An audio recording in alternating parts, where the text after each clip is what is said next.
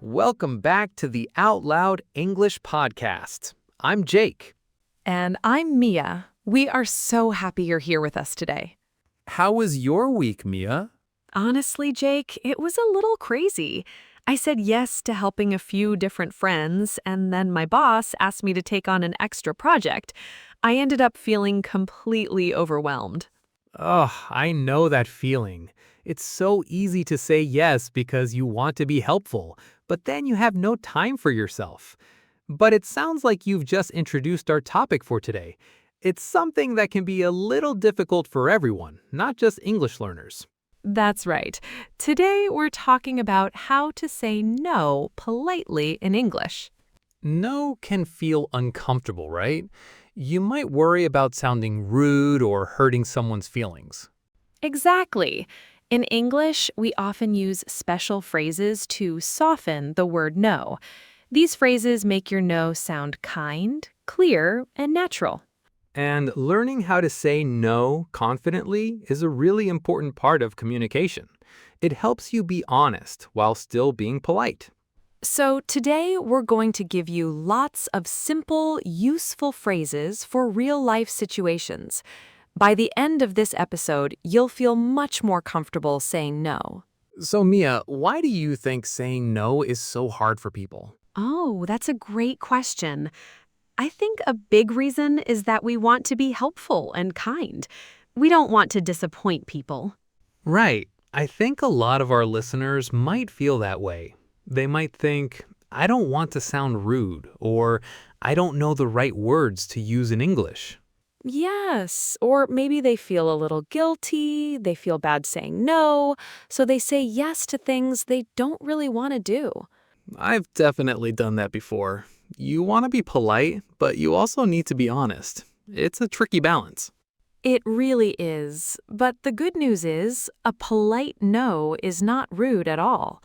In English, a polite no usually has 3 simple parts. Okay, what are they? It's usually, first, a kind word or a thank you, second, a clear and soft no, and third, you can add a short reason or an alternative idea. Can you give us an example? Sure. Imagine a friend invites you to a party. You could say, "Thanks for inviting me." That's the kindness.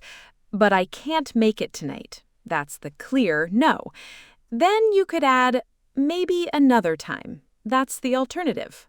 Thanks for inviting me, but I can't make it tonight. Maybe another time. Exactly. It's kind, but it's also clear. So let's talk more about that simple formula. You said thank them, say no softly, and then give a short reason or alternative. Yes, that's the basic recipe for a polite no. Thanks for asking, but I can't today. Thanks for asking is the polite start. I can't today is the soft no. That's simple. What about another one? I'd love to, but I'm busy tonight. I'd love to is so warm and friendly. It shows you appreciate the invitation.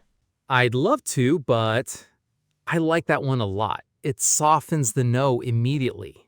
Right. Or I'm sorry, but I don't think I can. The I'm sorry shows you feel a little bad that you can't help. And a key thing here is that the reason doesn't need to be a long, complicated story. No, not at all. In fact, a short reason is usually better. Just saying I'm busy or I have other plans is perfectly fine. You don't need to explain everything. That's a huge relief. So let's see this in a real conversation. Okay, let's do our first role play.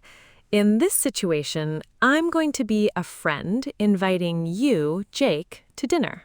Sounds good. I'll be the English learner who needs to say no politely. Hey, Jake, how are you doing? Hey, Mia. I'm doing great, thanks. How about you? I'm good. Listen, I was wondering if you're free on Friday night. A few of us are going out for pizza. Do you want to join? Oh, that sounds really fun. Thanks so much for inviting me. I'd love to, but I already have plans on Friday. Oh, okay, no worries. But maybe another time? I'd love to catch up soon. Yeah, definitely. Let's plan something for next week. Perfect. Okay, that was a great example. It didn't sound rude at all. That sounds really fun. Thanks so much for inviting me. Right. I started with something positive. I showed appreciation for the invitation. Exactly. That makes the other person feel good. Then you said, I'd love to, but I already have plans. I'd love to, but is a fantastic phrase.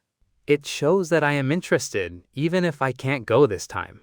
Perfect. And then at the end, you said, maybe another time. This is so important. It tells your friend you still want to see them. It keeps the connection open. And you, as the friend, said, no worries. That's a really common, casual response in English, right? Oh, yes. No worries just means it's okay. It's not a problem. It's super friendly. Okay, now it's your turn to practice. We're going to say some phrases, and we want you to repeat them out loud. Ready? Let's do it. Thanks for inviting me, but I can't make it. I'd love to, but I'm busy that day. That sounds fun, but I can't this time. Maybe another time. Can we do another day? Rain check? Rain check means you want to do it another time. Repeat after me. Rain check? Great job! Just practicing these phrases will make them feel more natural when you need to use them. Now let's look at another situation. Saying no to a favor. Ooh, this is a common one. It can feel really hard to say no when someone asks for help. Let's do a role play. This time, Jake, you ask me for a favor. Okay, I'll be your friend who needs a ride to the airport. Got it. Hey Mia, I have a big favor to ask. My flight is at 6 a.m. on Saturday. Would you be able to give me a ride to the airport? Oh, Saturday morning. I'm so sorry. I can't help this time. I wish I could, but I'm not available that early. Okay, no problem. I understand. I hope you find someone. Thanks for understanding. Okay, let's look at that. Mia, you said, I'm so sorry, I can't help this time. Starting with I'm sorry makes it sound very gentle. Right. And then I said, I wish I could, but I'm not available. I wish I could is a really warm and kind phrase. It shows you want to help, but it's just not possible. It shows good intention. And notice Mia didn't give a long, complicated excuse. She just said she wasn't available. Exactly. You don't have to over-explain. A simple, honest reason is enough. Then I ended with, I hope you find someone. This shows you still care and you wish them well. So let's practice some of these phrases for saying no to favors. I'm sorry, I can't help this time. I wish I could, but I can't. I don't think I can. I'm not available then. I hope you understand. Fantastic. Another really useful and polite one is I won't be able to. It sounds clear and professional. Let's move on to our next big area, saying no at work. This is so important. Saying no to your boss or a coworker can be stressful. You want to be a good team member, but you also can't do everything. Exactly. The key at work is to be polite, clear, and professional. Let's do a quick role play. Mia, you be my coworker. Okay, I need some help. Hey Jake, do you have a minute? I need help finishing this report. It has to be done by 5 o'clock. Hi, Mia. I'd like to help, but I'm working on something urgent right now.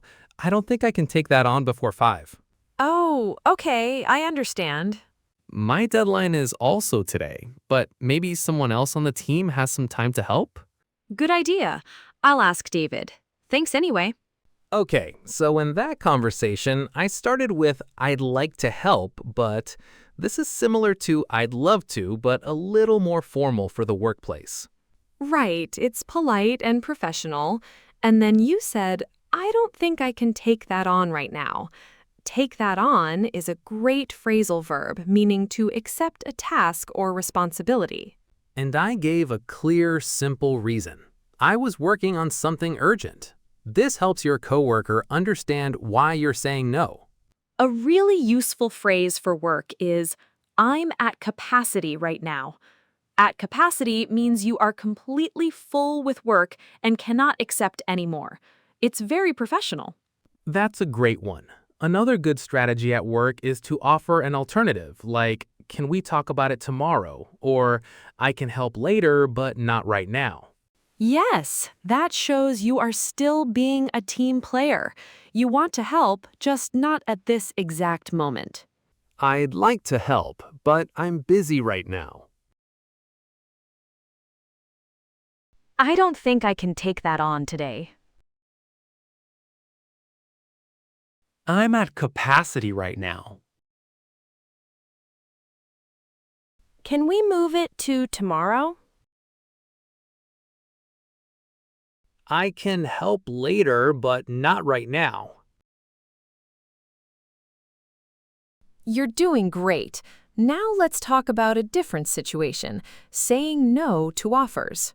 Yes, like when someone offers you more food or a drink, or offers to help you with something.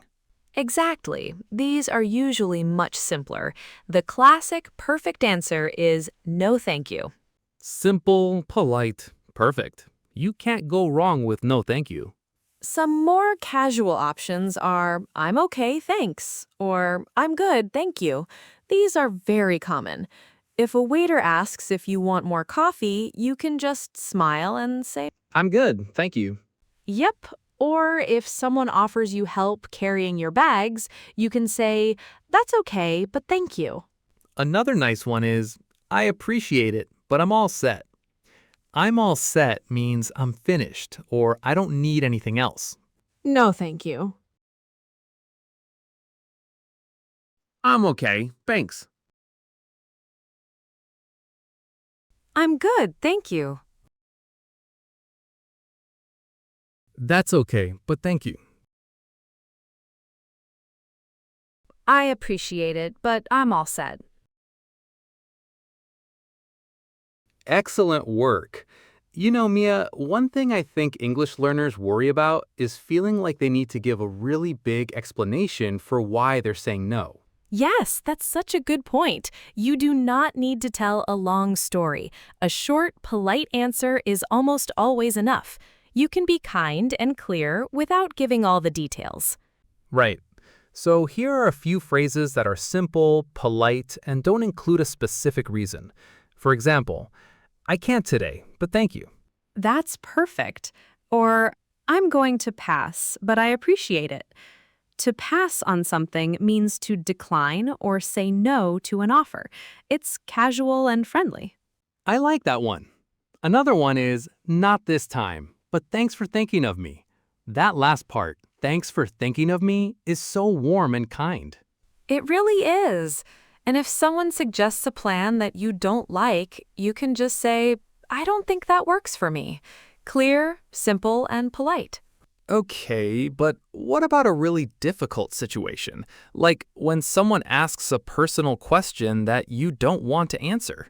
Ah, yes, setting boundaries. This is an advanced skill, but it's so important. It is always okay to protect your privacy. Let's do a role play for this one. Imagine we're at a party and you ask me a question I'm not comfortable with.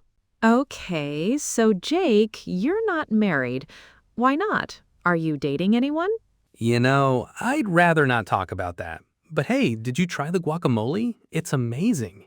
Oh, okay. No, I haven't. I'll go get some. See? It might feel a little awkward for a second, but it's much better than answering a question you don't want to. My response was gentle, but clear. Totally. I'd rather not talk about that is a perfect phrase.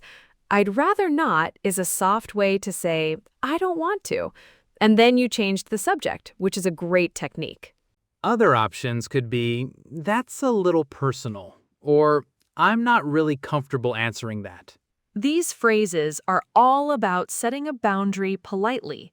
A boundary is a limit you set for your own comfort and well-being. I'd rather not talk about that. I'm not comfortable with that. That doesn't really work for me. I need some time to think about it. Thanks for understanding. Those are really important for difficult situations. But what about when you're not ready to say yes or no? Sometimes you just need a moment to think. Amazing. Okay, so we've learned a lot of great phrases. Now, let's quickly talk about some phrases to avoid or to use very carefully. This is important. Sometimes direct translations from your own language can sound a bit too strong or direct in English. For example, just saying no can sometimes sound a little harsh depending on your tone of voice. Right. Adding thank you, so no thank you, makes it much softer. Also, try to avoid I don't want. It can sound a little childlike. So instead of I don't want to go, you could say I don't think I can go, or I'm going to pass this time. Exactly. And phrases like that's impossible or leave me alone are very strong and can sound rude. Only use them if you are very upset or in a serious situation. So the goal is just to add those small, soft words around your no to keep the conversation friendly. That's the secret. Okay, are you ready for a little quiz? We're going to do a full practice. I'll give a situation, and Jake will give a good, polite answer. I'm ready. Let's do it. Okay, situation 1. A friend invites you to dinner on Saturday, but you are busy. What do you say, Jake? Thanks for inviting me, but I can't make it on Saturday. Maybe another time? Perfect. Okay, situation 2. A coworker asks for help with a project, but you are very busy with your own work. I'd like to help, but I'm at capacity right now. Excellent. Situation 3. At a cafe, the server asks if you want dessert, but you are full. No, thank you. I'm good. Great. And last one. Someone you just met asks you how much money you make. Oh, I'd rather not talk about that. Fantastic. Now it's your turn, listeners. Let's practice that first one together. Repeat after me. Thanks for inviting me, but I can't make it on Saturday. You all did an amazing job today. We have covered so many useful phrases. We really have. Let's do a quick final review of some of the most useful polite no phrases from today's episode. No, thank you. Thanks for asking, but I can't. I'd love to, but I'm busy. I wish I could, but I can't. I don't think I can. I'm gonna pass this time. Maybe another time. I'd rather not talk about that. And always remember that your tone of voice matters a lot. A warm, kind voice makes all of these phrases sound even more polite. That's the final piece of the puzzle. A friendly smile and a kind tone. Well, that is all the time we have for today. We hope this episode helps you feel more confident about saying no in English. Remember, saying no is a normal and necessary part of life.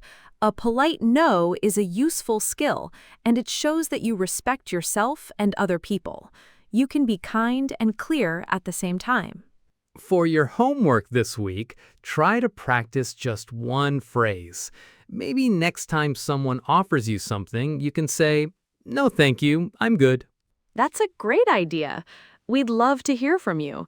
In the comments, tell us one phrase from today that you want to practice. Thanks so much for listening to the Out Loud English podcast. Make sure to like this video and subscribe to our channel. We'll talk to you in the next episode. Bye for now.